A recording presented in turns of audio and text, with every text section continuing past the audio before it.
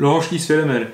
L'histoire de l'orange, je vous la raconterai une autre fois. Coucou tout le monde, j'espère que vous allez bien. Moi ça va plutôt bien. Je suis en train de me remettre un petit peu de ma semaine de 4L Trophy que je viens de faire. C'est pourquoi il n'y a rien eu sur la chaîne. En tout cas pas en ce moment. Enfin pas les semaines d'avant.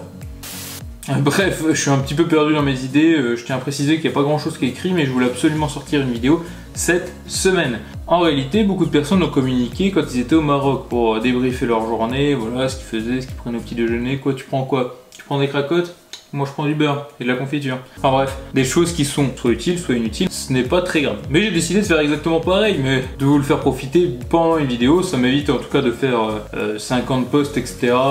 Beaucoup trop tard en réalité, puisque si jamais je vous parle de quelque chose qui s'est passé il y a une semaine, aucun moyen de réagir en direct.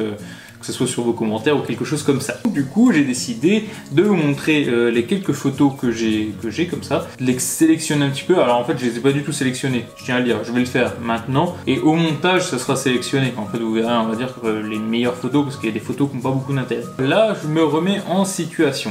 Nous sommes, moi et Pauline, à Algeciras. Nous sommes en février. C'est le plus dur que vous devez savoir. Hein. Donc nous sommes en février à Algeciras. On attend de prendre le bateau qui est à 2 h du matin. Enfin, en tout cas pour nous. Et on doit être 2 h à l'avance au port. Autant dire qu'on doit être à minuit au port. Donc on sait qu'on ne va pas dormir et que le lendemain on reprend la route. C'est dangereux, voilà. Je tiens à vous le dire, le 4L Trophy. Que des étudiants prennent la route en n'ayant pas du tout dormi de la nuit, en sachant qu'ils roulent en 4L et pour la première fois au Maroc. Mais bon, ça c'est qu'un détail, ne vous inquiétez pas, tout s'est très bien passé, puisque sinon je ne serais pas là pour en parler. Bref, je vais pas retenir l'attention trop longtemps, on va tout de suite regarder ce qui est en train de se passer. Je vais un peu réagir en direct à mes propres photos. C'est un concept, voilà, posez-vous tranquillement, c'est plutôt une vidéo tranquille pour le coup, où je vais parler voilà, de notre aventure au Maroc, sans trop vous spoiler. On a décidé de faire une grosse vidéo avec Pauline, donc tout le long du Maroc. Je suis en train de dérusher tout ça, mais le vrai truc c'est que je pouvais pas la sortir cette semaine, ces séries de vidéos, parce que le montage ça prend du temps et j'ai envie de faire les choses bien, donc du coup je mets le temps vraiment pour pouvoir sortir ces vidéos là. C'est un choix. Voilà, vous n'êtes pas obligé de l'accepter, vous pouviez très bien réclamer vos vidéos en disant oui mais qu'est-ce qui se passe, mais moi tu m'avais promis des vidéos 4L Trophy, mais elles vont arriver, mais ça prend du temps. Bref, là ce que vous voyez à l'écran, réduction d'écran, attention, là je suis tout petit, ah oui, coucou tout le monde, bref. Donc là je suis en jogging, hein, homme magnifique, et comme on peut voir à ma tête, je n'ai pas du tout dormi, nos amis sont derrière, ils n'ont pas dormi non plus. Mais ça c'est une histoire, voilà, une histoire assez secrète. Je vais pas trop en parler parce que je crois qu'on en parle dans la grande vidéo, donc du coup, j'ai pas envie de vous spoiler. Bref, on n'a pas du tout dormi. Voilà, je viens de vous spoiler. Je déconne. Je suis une victime du marketing. Bon, voilà, donc là c'est les premières images, les toutes premières images, la première photo qu'on a sur la route au Maroc. Je précise bien de la photo parce que vidéo, je crois qu'on en a pas. Tout simplement parce qu'on a traversé le bateau de nuit. Donc de 1, moi j'ai dormi dans le bateau. Et de 2, il faisait nuit. Donc pour les vidéos, c'est même pas la peine. Donc du coup, voilà, on n'a pas beaucoup d'images du bateau, surtout à l'aller. Alors voici notre GPS, nommé communément Roadbook. Alors le Roadbook permettra de nous orienter tout le long de l'aventure 4L Trophy, en tout cas sur la partie marocaine, jusqu'à l'hôtel à Marrakech. Voilà, c'est quelque chose de très précieux pour nous, parce qu'en réalité, si on perdait ce document, on était perdu, voilà, on était totalement perdu au milieu du Maroc, on ne savait pas quoi faire, on ne savait pas où aller. Donc du coup, ce document-là est très précieux pour nous et d'une très grande importance. Donc là, je sais pas si vous remarquez, mais c'est 100 km/h. Alors on est sur l'autoroute marocaine. Donc si vous vous dites, tiens, c'est bizarre, la route elle est plutôt propre. Bon, déjà, c'est peut-être pas le meilleur exemple. L'autoroute marocaine, c'est plutôt propre, même s'il y a 2-3 petits défauts. On en reparlera un petit peu après si j'ai une photo un peu plus explicite. Voilà. Donc là, on voit bien sur les images que les villes sont pas non plus une grande richesse. Hein. On peut le voir, genre là, ils vivent dedans. Hein. C'est leur maison de tous les jours. Hein. C'est-à-dire qu'ils sont pas prévus de faire un crépi ou quoi que ce soit. Hein. C'est pas des maisons en construction. Hein. Faut bien comprendre que ça, c'est des habitations. Et petite précision, là, on voit encore un petit peu de verdure, comme là, ce magnifique buisson flou. Alors que c'est quelque chose qu'on retrouvera peut-être plus après sur l'autre partie du Maroc. Parce qu'au début, moi, quand je suis arrivé au Maroc, je me suis dit, comme un connard, que le Maroc s'était fait que de sable, qu'il y avait la plage, mais qu'après il y avait que du sable, peut-être 2-3 palmiers de temps en temps. En réalité, sur une bonne partie du Maroc, surtout avant l'Atlas, vous avez beaucoup d'arbres, de forêts, etc. Pas un pays fait que de sable, c'est ça que je veux dire. J'espère que je n'étais pas tout seul à avoir cette vision des choses. Là, c'est un berbère qui pèse un max, car il a à peu près 200 dirhams dans les mains. Autant dire qu'avec 200 dirhams au Maroc, tu pèses un max. Bon, là, je vais faire le plein, mais normalement, tu pèses un max.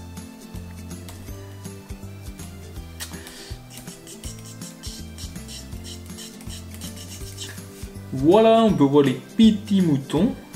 Voilà, moutons magnifiques. Il y a des moutons partout, hein. Moutons, poulets, voilà. Ils sont pas très vaches ou cochons. Enfin, pas très cochons d'ailleurs. Là, on voit bien la super ville de... Bon, je dis pas l'arabe, donc du coup, à vous de traduire. Là, vous voyez un homme très content de lui. Pourquoi il est content, à votre avis? On vient de perdre un ventilateur. Et oui, un ventilateur ne se déclenchait plus, on avait 2 ventilateurs. Autant dire que pour le 4L Trophy, c'est le top, hein, si vous pouvez mettre 2 ventilateurs sur votre moteur. Et là, notre moteur commençait à chauffer vraiment. En fait, toute la partie montagneuse, parce que là, on est en train de passer l'Atlas, on a déjà traversé quasiment la moitié du Maroc. Oui, je sais, les choses vont plutôt vite, mais en même temps, il n'y a pas vraiment beaucoup de photos à faire quand on est sur de l'autoroute. Donc du coup, ne vous dites pas, ah oui, oh là là, mais je suis sûr que les vidéos, c'est pareil, ça va être bâclé, ça va être trop vite. Non, les vidéos sont top, mais sur l'autoroute, il se passe pas grand-chose, donc du coup... on n'a pas filmé ni pris en photo beaucoup de choses quoi.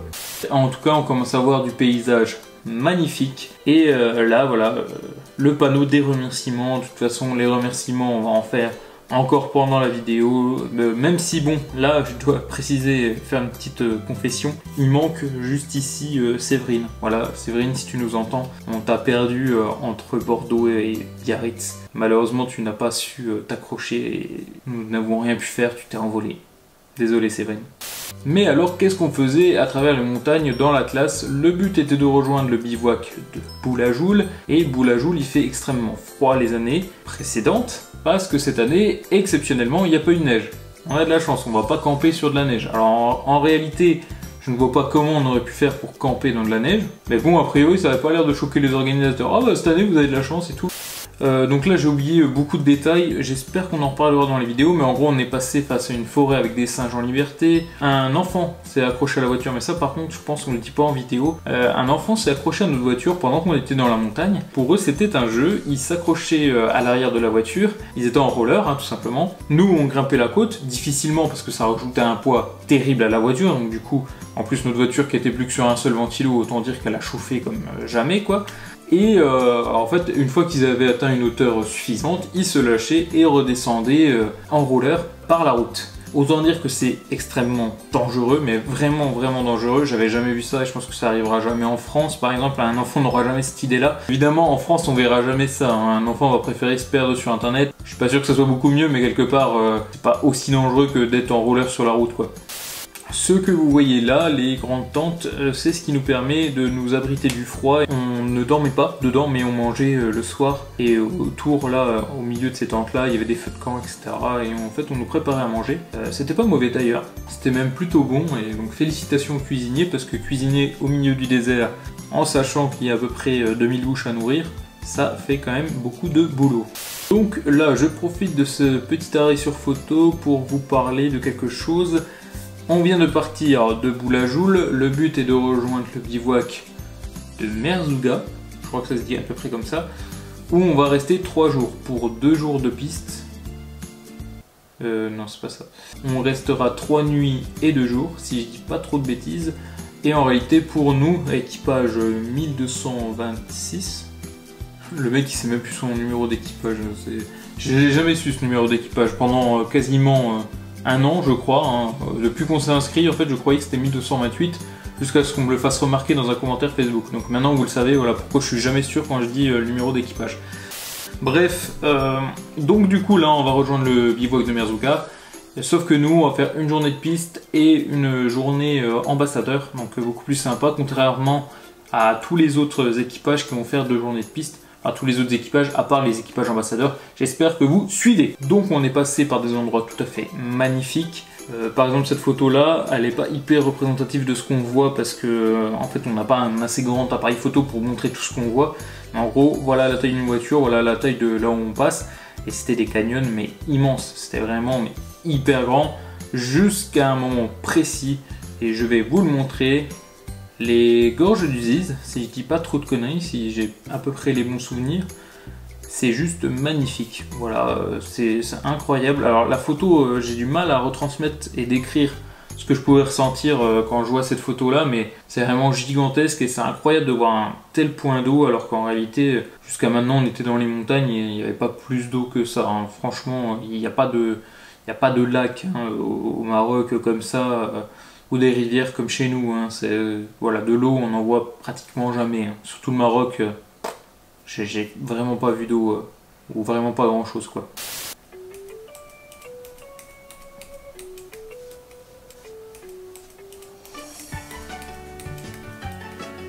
Après on est passé donc à Erfou ou Erfoud, je ne sais pas exactement la prononciation, où il y a beaucoup de fossiles. En fait au Maroc, si vous y allez, de toute façon c'est obligé, vous allez vous faire aborder par quelqu'un ou par plusieurs personnes qui vont vouloir absolument vous vendre des trucs. Par là où on était, ils vendaient que des fossiles, voilà, et des fossiles, je sais pas trop comment ils les trouvaient, mais en tout cas ils trouvaient des fossiles. Ils voudront toujours vous vendre quelque chose. Sur votre tête il y a marqué touriste, ils savent que vous avez de l'argent, donc du coup ils veulent toujours vous vendre quelque chose, que vous le vouliez ou non, même si je tiens à préciser qu'ils sont très sympathiques, et ça fait quand même plaisir. Adrien se retrouve pour la première fois sur une sorte de pseudo-piste. En réalité, il y a 20 minutes de piste avant d'arriver jusqu'au bivouac, mais c'est quand même nos premières pistes et j'ai réussi à m'enliser sur ce peu de temps de piste. Donc du coup, ça annonçait la couleur pour la suite. Nous voici arrivés au bivouac de Merzouga. On n'est pas dans les premiers, mais on n'est pas les derniers non plus. On n'est pas trop mal installé parce qu'on s'éloigne un petit peu du bruit. En fait, le but, nous, c'était de s'éloigner un peu des fêtards pour pouvoir justement profiter un petit peu de notre nuit et pouvoir dormir un maximum. Et je vais pas mentir, on s'en est pas trop mal sorti à partir de ce moment-là. Voilà.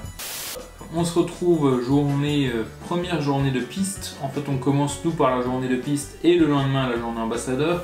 Et il y en avait d'autres ambassadeurs qui eux faisaient journée ambassadeur et après journée de piste. En réalité, nous on a le droit qu'à une seule journée, mais on en différait par rapport à tout le monde. En fait, ils préfèrent séparer les groupes pour faire des petits groupes dans les écoles et au final c'est beaucoup plus sympathique.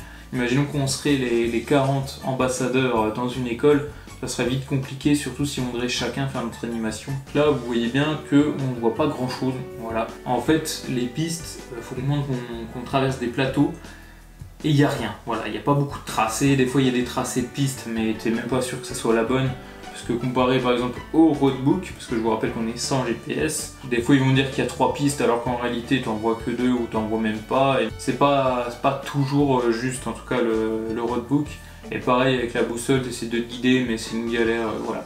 Donc nous on avait adopté une solution, suivre les gens. C'est pas la meilleure solution, il faut bien le reconnaître, surtout sur cette partie-là de piste, parce que si jamais vous sortez de la piste et que vous allez un peu trop loin, vous pouvez finir en Algérie. Une fois en Algérie, l'organisation elle nous a dit non, une fois que vous êtes en Algérie, on ne pourra pas vous récupérer, hein. Donc du coup, essayez de faire attention quand même.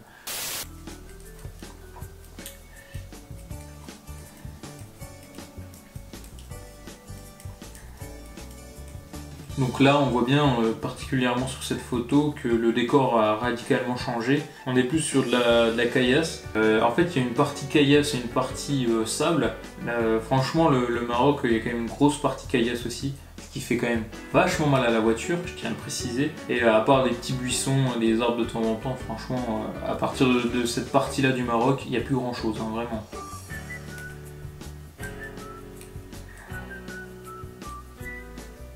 Donc voilà, petite photo avec les chameaux. Alors nous on a fait du chameau, mais ça vous le verrez que dans la vidéo. Et oui, je ne vais pas vous spoiler avec une belle photo de chameau et de nous dessus. En tout cas, c'est assez impressionnant. Si vous avez l'occasion de faire du chameau, faites-en. Voilà, si vous avez l'occasion, testez. Là, on est sur le bivouac et en gros, ça se passait comme ça. On prenait un un plat, un repas, on était servi par les berbères au début, enfin c'était plus un self-service, et après on se posait là, que ce soit sous les tentes ou à l'extérieur. Mais je tiens à préciser que la nuit il fait relativement froid, surtout à ces heures-ci, voilà, on n'est pas en mode t-shirt short, on est plus en mode écharpe, on commence à se couvrir un petit peu en préparant la nuit. Donc là j'ai la boîte qui part en cacahuète. Donc là on est parti, voilà des chameaux qui traversent la route, c'est parfaitement classique au Maroc. On est parti pour la journée ambassadeur et je vais simplement vous montrer qu'une seule photo, je n'ai aucune envie de spoiler cette partie-là. Je sais que c'est une partie que vous attendez tous, parce qu'on l'a teasé depuis un bon moment en disant ouais voilà on est ambassadeur et tout, c'est la folie, mais je n'ai aucune envie de vous montrer des images par avance, je préfère que vous découvriez vraiment ce qu'on a fait, donc je ne vais pas raconter cette journée-là, je ne suis pas bâtard, je vais vous montrer qu'une seule photo. Je vais essayer de sélectionner vite fait là. One eternity later. Je vais prendre celle-là. Je vais prendre celle-là parce que c'est vraiment le tout début. Donc là, pour décrire un petit peu la photo, il y a le logo de l'association, là le drapeau marocain, et là tous des enfants qui font partie de l'école, hein, ce ne sont pas des figurants. Et nous, qu'est-ce qu'on doit faire? On doit passer dans cette allée, rentrer dans l'école, et on est applaudi. Une innovation pour nous. Et je vais pas vous mentir, c'est un moment très très bizarre parce que toi t'as l'impression d'avoir absolument rien fait, voilà, hein, ta vie en France elle est nulle, tu représentes rien, et là t'es accueilli comme un héros, comme si t'avais fait quelque chose d'exceptionnel, alors qu'en réalité on était juste venus voilà, faire une animation pour les enfants, et eux ils étaient tellement heureux que voilà, c'était un moment de joie et d'émotion. Je vais pas vous mentir, ça fait assez bizarre, surtout quand on n'a pas l'impression d'être forcément légitime à ça. Voilà, c'est une drôle de sensation, mais en même temps ça fait plaisir de se dire qu'on a été utile quelque part, que ce soit pour la construction de l'école ou pour leur apporter une animation qui leur feront vraiment plaisir. Et c'est tout ce que je vais dire sur la journée ambassadeur et la journée à l'école. En fait c'est la même journée, hein. Bon, enfin bref. Je ne vais pas préciser plus ce qui s'est passé. En tout cas, c'était une super journée. Si la vidéo sort, de toute façon, il y a une vidéo précise sur la journée ambassadeur et enfant du désert. Ce n'est pas confondu dans les autres vlogs 4L Trophy. On a vraiment fait une journée précise pour ça. Vous le remarquerez assez vite. Donc, si ça vous intéresse, soyez prêts, tout simplement. Mais c'est pareil, hein, j'y suis pas encore. Hein. J'ai même pas encore attaqué le montage de cette journée-là. Laissez-moi le temps, voilà, de finir mon montage. Et je voulais pas vous laisser sans rien. Donc, du coup, je suis assez content qu'on découvre un petit peu les photos. Il y a même certaines photos que je redécouvre moi-même. Parce que je n'ai pas tout regardé.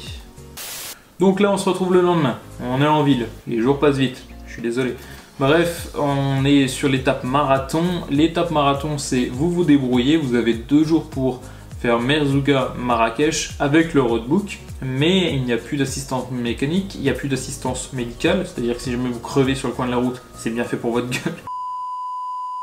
Qu'est-ce que je suis en train de dire? Non, je déconne, il y a une assistance médicale, hein, attention, hein, c'est quand même voilà, encadré, un 4L Trophy, faut pas déconner non plus. Mais ce qui est plutôt cool, c'est qu'au lieu d'être dans un bivouac avec tout le monde, là déjà tu pourras faire caca dans la nature. Quelque part, si c'est un plaisir pour toi, que grand bien t'en fasse. Et de deux, ça permet voilà, de te regrouper avec ceux que tu avais envie. Nous, voilà, on s'est fait des amis hein, sur le 4L Trophy. Donc du coup, on s'est pas regroupé qu'avec eux, parce que du coup ça faisait pas forcément beaucoup de monde. C'est vraiment une partie cool du 4L Trophy, c'est bien l'étape marathon. Vous avez l'impression d'être totalement libre, alors qu'en réalité tu suis une route sur le roadbook et t'as pas le temps, clairement pas le temps. Et nous encore moins, parce qu'on a eu 2-3 soucis méca à ce moment-là, ce qui nous a fait perdre un petit peu de temps avant d'arriver à Marrakech. Mais voilà, là on est dans un village tout à fait classique, mais je sais pas si vous avez remarqué quelque chose. Alors imaginons, on se remet en situation de code. Dans cette situation, que se passe-t-il? Les gens sont totalement en vélo au milieu de la route, plus des gens sur l'autre côté. Vous voyez très bien qu'en face, un camion veut arriver. Que faites-vous? Vous vous arrêtez et vous respirez un bon coup. Ou alors, vous décidez d'accélérer et de forcer le passage. Ça passe quand même. Et c'est exactement ça qui se passe tout le long du Maroc. Sur l'étape marathon, ça s'est encore plus vu. C'était la folie. En fait, les Marocains conduisent comme ça, voilà. Je suis même pas sûr qu'ils ont le permis, sans déconner. Mais ils conduisent comme des fous. Donc du coup, toi t'es là. Moi j'étais cramponné au volant. Hein, donc, en sachant que c'est moi qui fais toute la route hein, de l'étape marathon. T'es cramponné au volant, tu te dis, faut pas que je me perde. Parce que sur le roadbook, c'est pas comme sur un GPS qui va te recalculer. Non, vous inquiétez pas, faites demi-tour, bim bam boum. Non, non, non. Là, c'est le bordel. Tu te perds, t'as intérêt de retrouver ton chemin si tu veux être sûr de pouvoir repartir chez toi. C'est fou. Donc du coup, c'est un très grand stress. Mais en plus, voilà, c'était juste horrible. L'étape marathon, il y a quand même eu une grosse partie. Alors, peut-être pas sur la première journée, puisqu'on a eu quand même de la piste. Mais sur la seconde journée, franchement, pour rejoindre Marrakech, on passe une montagne. Et oh mon Dieu, mais c'est l'horreur ce truc. C'est vraiment l'horreur. Et c'est incroyable qu'il n'y ait pas plus d'accidents. Vraiment. C'est juste dingue. Bah après attention, hein, je n'ai rien contre les Marocains, ils ont juste une façon de conduire totalement différente de nous, voilà, on essaie d'à peu près respecter les règles, bon des fois t'as pas mis ton clignotant, oh là là franchement c'est hyper grave, voilà, tu mérites de perdre au moins ton permis. En France on est presque trop strict maintenant, en mode 80 km/h et des conneries, mais je peux vous dire qu'au Maroc, voilà, un bon conseil pour tous ceux qui disent ouais en France on conduit mal et tout, allez au Maroc.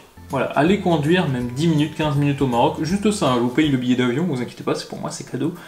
Et vous allez très vite comprendre que en fait, conduire en France, c'est très agréable. C'est vraiment très agréable comparé au Maroc où les routes ne sont pas toujours vraiment des routes et où les gens conduisent comme des fous, mais vraiment comme des fous. Bref, là on est retourné sur de la piste parce qu'en fait l'étape marathon on a 200 km de piste et après de la route, donc là on est quand même sur le début, donc de la piste. Là on est pile poil dans une situation qui s'appelle un bac à sable. Un bac à sable en fait c'est une étendue de sable.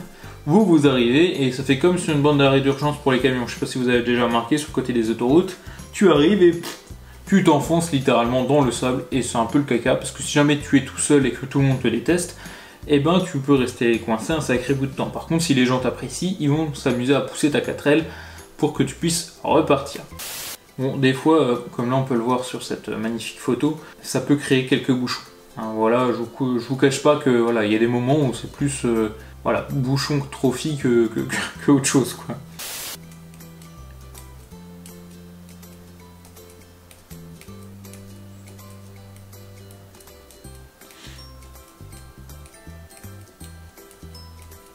Donc là, on n'a pas encore fini la piste, on a passé un col assez compliqué, et là vous allez me dire, bah, attends, il y a 200 km de piste, bon d'accord, je reconnais, t'es en 4L, mais comment se fait-il que tu n'as pas avancé plus vite? Alors, pour une raison très simple, c'est que sur la piste, on peut pas rouler comme sur la route, on va pas faire tout le long à 90-100 km/h, on va plus faire de la route entre 40-50 km/h pour être sûr de pas niquer tes pneus, niquer la voiture. Voilà, et de toute façon, moi j'aurais pas pu aller plus vite, hein, sincèrement, quand vous êtes dans la piste et dans le caillasse, et vous êtes comme ça hein, sur le volant, ça se met à trembler de partout, la voiture bim bam boum, tout s'ouvre, elle commence à fumer, après elle est en train de prendre feu et tout. Non, ça c'est pas vrai, mais en tout cas la piste c'est vraiment compliqué quoi, donc c'est pour ça qu'on n'avance pas si vite que ça. Bref, là on peut le voir, on a fait un campement magnifique avec nos amis qui sont ici, qui sont des amis allemands. Nos copains allemands, on les comprenait pas toujours mais ils parlaient un petit peu anglais, donc du coup moi j'ai sorti un petit peu mon côté mytho English et on se comprenait à peu près quoi.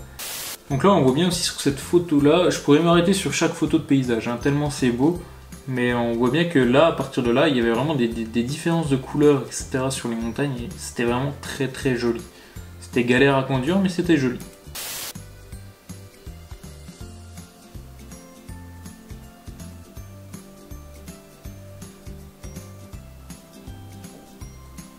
Donc là on arrive plus sur tout ce qui est film. Donc les photos c'est terminé. Alors je suis désolé, ouais, il n'y a pas de photos de Marrakech, il n'y a pas vraiment de photos de notre tour. J'en ai partagé quelques-unes sur les réseaux, donc allez checker. Voilà la petite sélection photo que je vous ai faite en mode diapo chez mamie.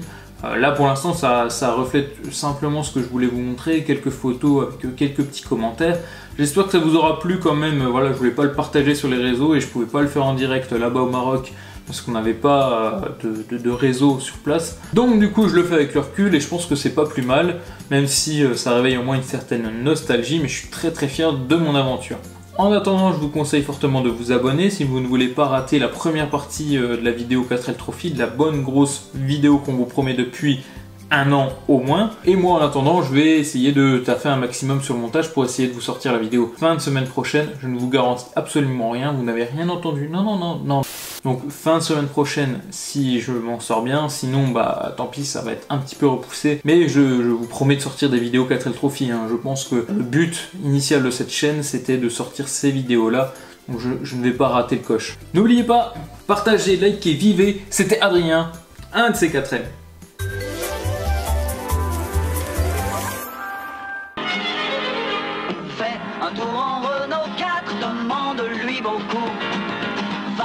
partout en Renault 4, elle ira jusqu'au bout. Son coffre est très grand et on y met tout dedans. Elle peut aussi coucher dehors du Sahara jusqu'au pôle Nord.